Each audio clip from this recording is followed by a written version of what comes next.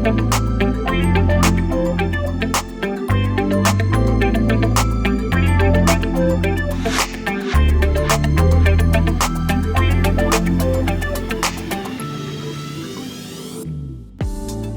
this is the pilot episode of Shycast. I'm here in the Shy Crib, or Shy Dungeon.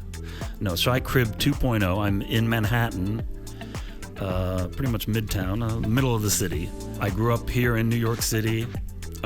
Immediately I was thrusted into just the arts and music and acting. I was the breadwinner of my family when I was 12 for a short time. My dad was an actor, and actually a quite successful one. He was in a lot of movies, small to medium-sized parts. He was in the 3 Days of the Condor, which is with Robert Redford and Faye Dunaway, and he plays a CIA agent, and that's kind of ironic because I have thoughts on the CIA and on all our alphabet agencies that are there to protect us. But I was a child actor. Then I joined a band with my brothers that was we were like kind of the Hansons before Hanson, the Jackson 5, a lighter version. Anyway, that's what we were, and we were a novelty. I was a little kid behind the drums. I have two older brothers.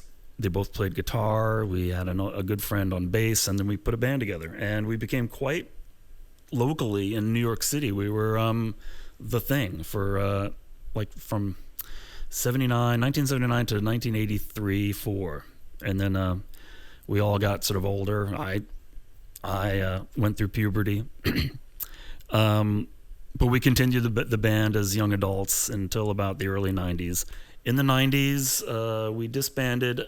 I kind of kicked around. I did some solo tracks in a studio. A studio at the time was one that I also worked. I worked at a few studios. I did some engineering. My oldest brother is a real professional, much more skilled and understands technology and mixing boards, and he was a real engineer. Then in the late 90s, I did an album, a CD by my real name. It's in the back there, my library of all the music stuff I've been doing, releasing, or projects I've been involved in. But I did my first real debut CD in 1999. Then a year or two later, my oldest brother, kind of now out of music, he's a real computer geek, and he got involved in a company that he formed with a friend of his. He became a CEO, and with a company that went public and exploded, and this is just before the dot-com bubble. He had some money, briefly, and he came to his youngest brother to say, let's put together kind of a sort of an Earth, Wind & Fire-esque band, a live band. Let's record it live. Let's set up a studio. We rented a space. Got a crazy story with a crazy, quote, landlord. But we were there long enough to record a bunch of songs with live musicians who we auditioned. We really did a whole kind of production. And sorry if you hear noise in the background. I'm in a city, and I live on a block that has a lot of traffic that goes through, although it's relatively quiet on a Sunday. But we did this, we recorded with live musicians. We even recorded a live string quartet or trio, and horns, and my oldest brother scored the horns and the strings. I wrote the songs. He also printed out music sheets because I don't know how to do that. But it was something I'm really proud of, and I can't believe we got it finished. It was pretty much after a couple of years working on this. My oldest brother got a little sidetracked with life and things, and I had to sort of finish the project. And so I mixed it along with another good friend of mine, a music friend. And he mixed, I think, 4 of the tracks. I took over the rest, got it mastered, pressed it up. We did a CD. Here it is. Can you see it? I can get closer. And then the back. We pressed up vinyl and CD. This is a CD. We did CDs and vinyl with a vendor out in California. And you can also see it in the back. It's a full album. I did that, sent it out to DJs. I think this we got real distribution. Then that's when I went totally solo. This was called New Soul Orchestra, and that's me when I was a lot thinner. I can't even get into those pants now. Then I started my Mr. Shy thing, and that name comes from a song I did about 10 years prior. I did a song called Mr. Shy, which is actually on this album. So that led to this. It was just a home produced, all myself kind of Lenny Kravitz thing, just probably not as pro sounding, but good. I did this, pressed it up, did this in 2006. And right around that time is when social media burst on the scene, literally overnight, with what was it at the time? MySpace. This is just before Facebook. Government-run Facebook. And MySpace, you could suddenly just meet DJs and producers or whatever field you're in just from all over. Suddenly these DJ producers wanted to remix my music. And a lot of it in Europe, so a lot of Euro dance stuff. But anyway, for the next 2-3 years, I suddenly was collecting about 25, 30 remixes. And the way this works is I would literally just send them my vocal stems, package them up, just send them via, this is around the time when you could start doing this thing on the internet. I send them just the vocal track and then maybe also a reference music track to go with it. But then they redo all the music onto my vocals. And along this journey, I met up with some pretty notable producers, one being Juan Belmonte, who is he's in Spain, Madrid, where he was, and he won 3 Grammys. This is I found this guy literally on MySpace. Again, this is before Facebook.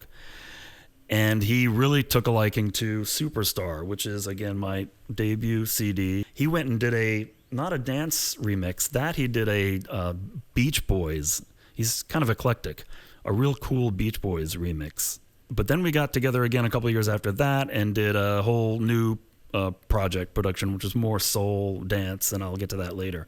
But between him, the producers in Italy, and I'll sort of name names as I go along, but one is Marco Finatello, and he's based in Venice or just outside Venice, but also works, I think, in Milan. And so him, but a bunch of other producers from places from Belgium to Russia, literally all over. And then by 2010, I assembled all these great remixes, picked the best 10, and then I did by the way, if my hair is flowing, I have a little fan going because it gets very hot, and I don't want to have the AC on because that's noise. It's kind of the Fabio look, only my hair is not quite as long, although it used to be very long. I've had my hair super duper long. You can see, I don't know if you can see it very up close. And this is about almost 20 years ago. In fact, this photo shoot was just before 9/11 in New York.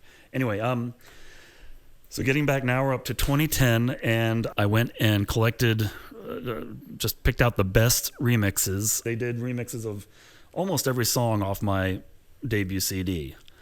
Several remixes of Superstar and Cross the Atlantic, which is another single I had, and Love the Way You Love. That was a great French producer, did a remix of that in the early period of all this. So I collected the 10, I think it was 10, went into the studio, mastered it, and also had to do up contracts with all to get the rights and approval to use these remixes. And I went and pressed just vinyl of a remix compilation album called Remixed, Did this in late 2010. It kind of officially came out, oh God, over 10 years ago, early 2011. And here it is. Can you see it? This photo shoot was someone I knew from high school. He was a little older, my older brother's friend, a great photographer. And he just did this for free. It was very nice of him. And I did this in my old apartment. This piano is the same piano behind me. So yeah, did this photo shoot, designed it, put it all together, and just as I was about to go to press, I met a friend who was also a photographer and kind of an eccentric-y guy, artist and photographer, and he kind of talked me into, and I'm glad he did, doing a booklet, which would be very stylish. And it really came out amazing. Looks a lot different than the album cover, but we decided to sort of make this a bonus photo booklet to go with the album. And there it is. He did that icon illustration of me. That's the back. But it basically went on top of the vinyl album. Everything vacuum packed. Did 1,000 of these. And I aggressively, over the 2-3 years of its release, sent it out to about 700, I think almost about 3/4 of these I sent out. I still have a few boxes left over. So if you're a DJ and you're into really original, self-made, independent music, hit me up. In this show, once it's edited and put together and uploaded to YouTube and to Rumble and to, I think, other platforms, I will do at least 2 songs on piano, which is right behind me. And for this first episode, I am going to do Missing You, and then a new song where I have the song all plotted out and a title and a chorus, but I don't have a verse. So I'm just humming the verse. And if anyone has ideas, you could just leave a comment. But I might, again, turn to the services of Candence, my lyricist, to help me finish that. And the new one is called My Love Grows Deeper.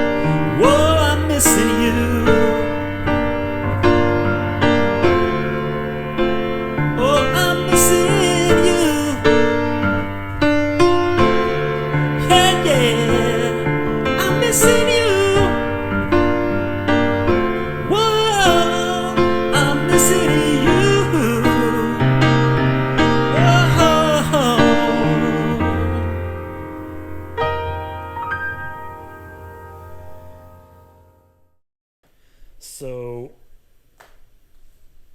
yeah, this is a film I was in that's about my brothers and myself, and it's called We Don't Want to Make You Dance.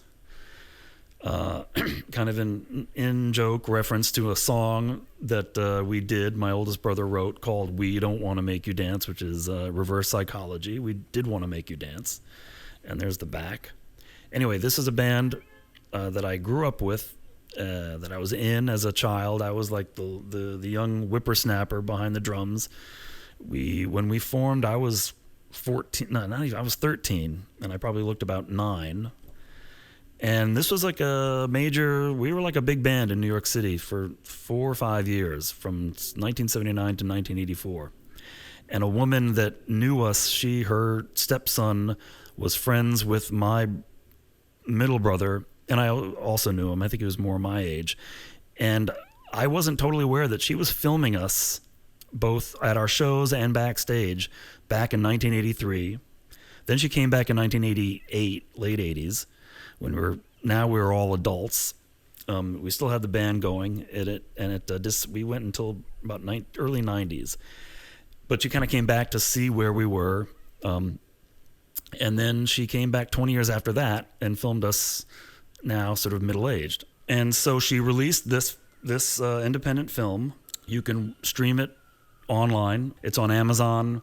It's on a lot of various independent film streaming services, platforms. But anyway, you can go onto the website, which is wedon'twannamakeyouDance.com.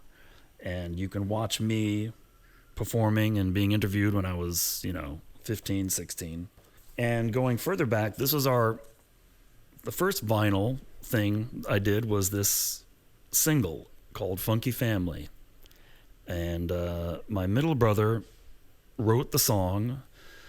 And again, I was about 13, maybe going on 14. Barney, the middle brother, was, I guess, 16, 17, and Dan was like 19 or just 20. And Dan was writing the bulk of the songs. But this single we did Funky Family, and then the B-side is Key to My Heart.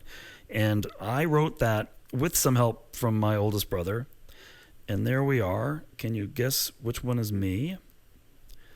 We all have very long legs, although it's probably part of that is the fisheye lens camera. And we did this at some photographer's apartment. I can't remember. And we put this out in 1980. We might have some legal battle on our hands, but there are some rappers, one in Denmark, that's literally doing a remix, or not remix, doing a sample off Funky Family, the song, and also Key to My Heart. And so this has sort of gained an underground following.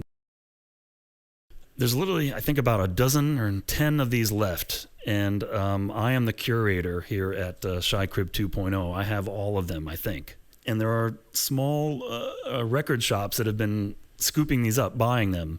As they run lower and lower, I'm upping the price because they really are collector's items. Again, the film, which came out 7 years ago, ever since then, there's been this kind of underground interest in the band. We were big in New York. We had a local hit. The single, the B-side of this, and even the Funky Family got a lot of play. We never really had a manager. Things were always a little crazy. We were kind of we did our own thing. I mean, we were, again, a mixed bag of, all three of us wrote songs. We all had slightly different styles. But we were basically a blue-eyed funk, soul, a little rock pop band called Miller, and Sloan. So that is kind of when it all started for me. And since that's family, I want to read something that my mom sent me just a few weeks ago. And right away I thought, okay, I've got to definitely read this in my pilot episode 1 Shy Crack Cast. So here, I'm going to do it. I'm going to put my glasses on. Where are my glasses? Yes. I had 20/20 or 20, whatever is close to 20 vision. Never had a problem. Close or far. And about almost 10 years ago, maybe 9, I remember I was in Mexico with my then girlfriend, and I just would kind of hold a menu, but I'd have to kind of hold it back a little bit. And I thought, oh God, I don't want to read everything, but it's my mom. It's sort of funny because I would always ask her, Mom, do you remember when I was born? My mom was an actress. My dad was an actor. I was a child actor. I know I'm sort of throwing all this at you. This is all before the band came together with my brothers. My middle brother also dabbled in acting, but I was a real actor. I was on Broadway, 2 Broadway productions, and this is again like I was 12. I was a really little just, precocious kid acting and getting into music.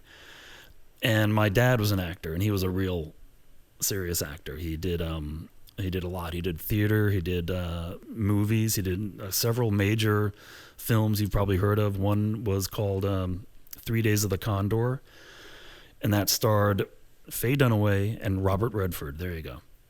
And my dad plays a CIA agent, and that's ironic because I have my thoughts about the CIA and alphabet agencies, but I don't want to get too crazy there. Otherwise, YouTube will suspend me. But so he played an FBI agent in that. So yeah, my mom suddenly, I would always ask her, do you remember when I was born? Any stories that, anything that comes to mind? And she was like, it was the 1960s. No, I don't really. Now suddenly her memory is jogged, and she's got all these very vivid memories of all three of us. When she gave birth to myself and Dan, my oldest brother, we were both born in New York. You had to go under. You had to be sedated. It's law in New York, and that doesn't surprise me. But she writes, so I took Michael home because she did not witness my birth or Dan's. Barney's she did because he was born in Houston because my father was acting in a play at the time. So she got to literally witness that birth. But she writes, in the following days, I took Michael home and was breastfeeding him. I was told that I didn't have enough milk, so he was then put on a bottle. I don't know if other people have vivid memory. I have a vivid taste, smell, feel of a bottle when I was little, and really little. I mean, this had to be when I was within my first year, and you're not supposed to remember. Well, you don't have memories of actual events and things, but that bottle to this day is a very distinct, vivid memory. So I must have been on a bottle more than I guess the average child back then. I don't know if it's done more or less these days. Anyway, one day before I had to give him a bottle, I took him in my arms for a dance around the room. The apartment that we all really grew up in, we moved in there just a year before I was born, and that was sort of the upper part of Manhattan in New York City. She writes, one day before I had to give him a bottle, I took him in my arms for a dance around the room. It was magical. I couldn't believe how lucky I was to have a special third son. I whirled around the room. I had a 4-poster bed, and I do remember that 4-poster bed. She had that for at least 20 years. And I remember going back and forth around the bed. Maybe I was singing. I don't remember the song if I did sing. Okay, so she's got a little bit of a hazy memory of things. Again, sort of the crazy 60s. However, I think the dancing was the prelude to the music that Michael later composed and sang with his brothers in the band that they pulled together. I think joyously dancing with Michael started him on the path to making music. He realized that was what he was meant to do. Many moons later, he is still making music, and I hope he never stops. Woo-hoo, my love grows deeper. Woo-hoo, my love grows deeper. Woo-hoo, oh, woo-hoo, yeah. Woo-hoo, forever. Woo-hoo.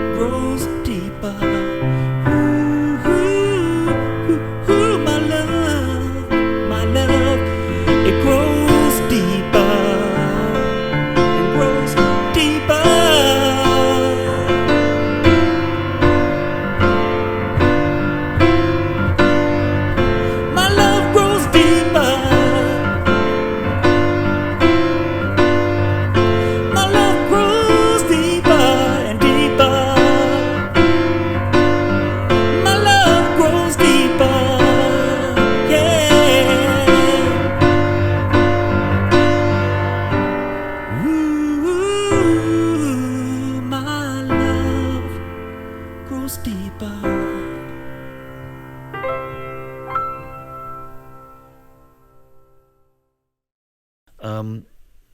Oh, and this is the letter she wrote to sort of give me a heads up on what she's sending me. She writes, "I'm sending you a small check that Paramount Pictures sent to me."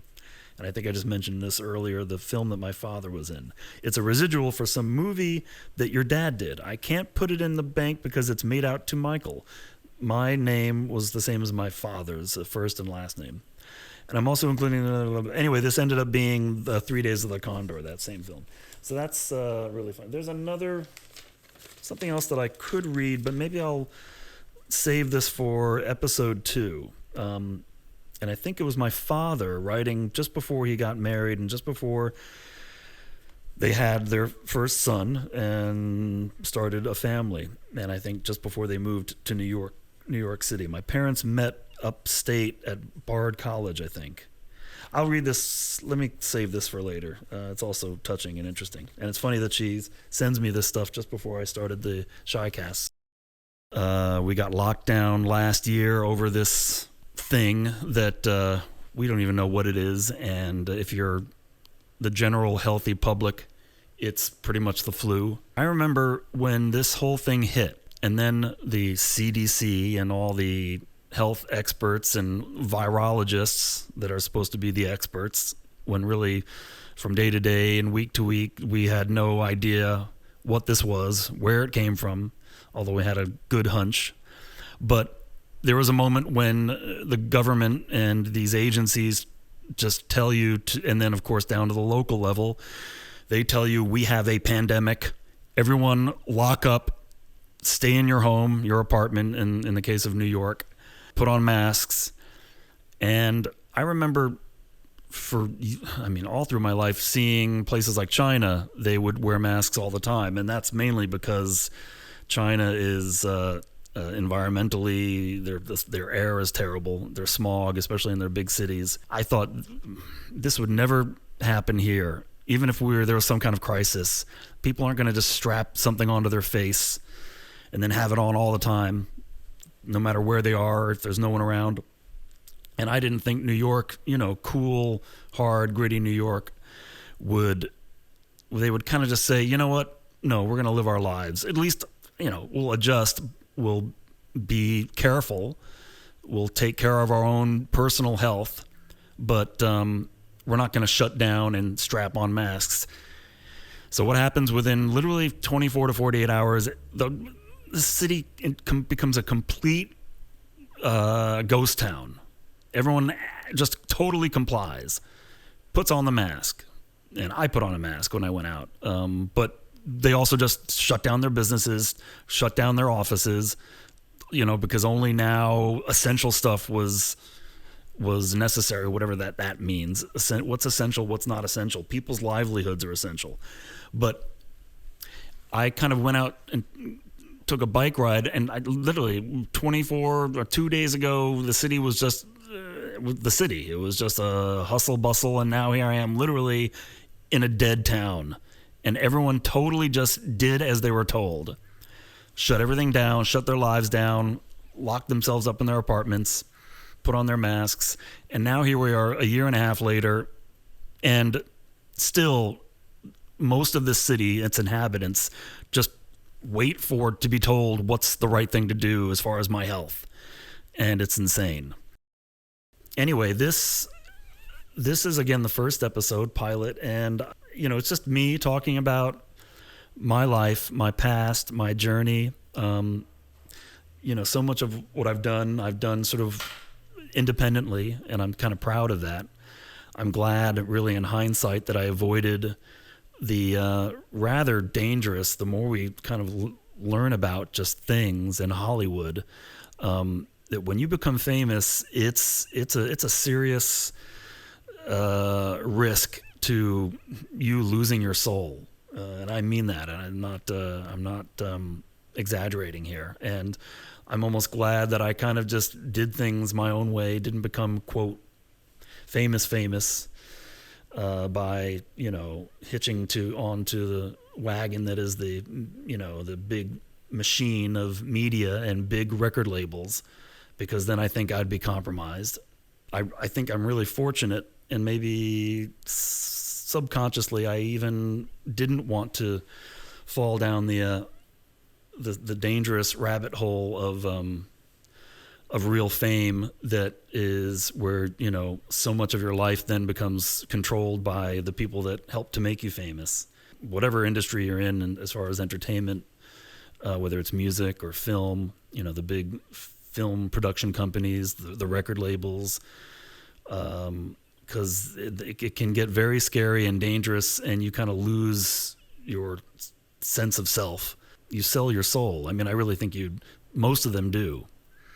When you kind of hear them talk today, famous people. And everything I've done, I've literally done, you know, either self-produced or executive produced, putting it out on my own record label, which is New Soul Records, which I still have, and finding my own distributors. And same thing goes even for all the way back to the band that I was in with my brothers. I think we're all lucky that we just had a fun run. We didn't have a real manager. We kind of were just do-it-ourselfers, and I just stayed that way into my adulthood with my music, with my solo career, and really just finding ways to get my music out there directly through, whether that's a DJ producers, you know, remix producers, making the remix album, sending it out to DJs. Anyway, after the remix vinyl album, then I really started to do just digital streaming singles and EPs. I did something with the Juan Belmonte producer in Madrid, Spain. That was our second collaboration. And I'll dig into these deeper in the next show. But did a single with him, and did a bunch of remix EPs, mostly remix DJs that he found. I found one of them. Then did really my own single, and also had remixes done of that, called Bring You Back. Did another single, a kind of a remake, revisiting an old song of mine called Butterfly, and that was just a single with a radio and then extended remix, but just all me, no other remix producers. Then another single called Culture Clash. Then I did an EP just a couple of years ago, and that was the last real release I had, and that was a 4-track EP, and another collaboration with a Italian producer who I've done a lot of great stuff with. His name is Marco Finatello. Some of our singles and EPs have been released by a record label that with someone else that he also works with, and it's called Double Cheese Records. And I've been on various labels over the years. Again, I just sort of get my stuff out there, finding just small record labels, independent labels, a lot of them in Europe and around the world. Anyway, so that's a quick kind of shot of me and my music and my past. The next episode, I will almost certainly have a guest. I'm going to start to do guest appearances, and we'll do real live Zoom or Skype chats. The first guest I'm going to have, I think, will be a great friend of mine, Candace Moore, and she's a great soulmate friend, as also a co-writer, lyricist. I've taken her on as that in the last 10 years. And I'll have her on, and we'll cover a lot of things, because we're just friends that share a lot of beliefs about just life, culture, where we're at these days, and the crazy times we're in now. I'd like to also get on my cousin, who is a guitar player, and he plays guitar for Sting, so he's the real famous one in my family, Dominic Miller. So I want to get him on. I'll probably get my brothers on as well. And of course, producers that I've worked with, like Marco Finatello, Juan Belmonte, kind of get back connected with them again. I've sort of been out of touch with a lot of them. And so this is episode 1 of Shycast, and I will try to do one every maybe 2 weeks, if not weekly. Thank you again. This is Mr. Shy at Shy Crib 2.0.